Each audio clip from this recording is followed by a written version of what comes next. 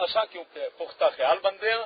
اقبال ساڈا کہندا واعظ قوم میں وہ پختہ خیالی نہ رہی، برق تبعی نہ رہی، شعلہ مقالی نہ رہی. وہ کہندا یار افسوس ہے جڑے پہلا عالم سن بات کرتے ہوندے سن وہ پکے دماغ دے ہوندے سن. لوگ لاکھ اگلے کہندے سن انج بولتے ہیں جو کہندے سن نہیں جویں رب کہندا ہے اوویں بولاں.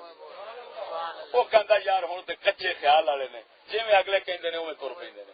ایویں واعظ قوم میں وہ پختہ خیالی نہ رہی، برق تبعی نہ رہی، شعلہ تو انا مت تو انا واز کرو تے مت ہائے ہائے ہائے بڑے دھیمے طریقے نال میٹھے میٹھے اسلامی بھائیو میرے میرے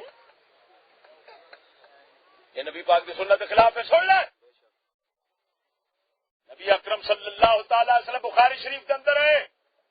آپ جب خطبہ ارشاد فرماتے تھے مرت عینا ہو آپ کی آنکھیں مبارک سرخ ہو جاتی تھی. سبحان اللہ سبحان اللہ. چہرہ مبارک لال سرخ ہو جاتا تھا.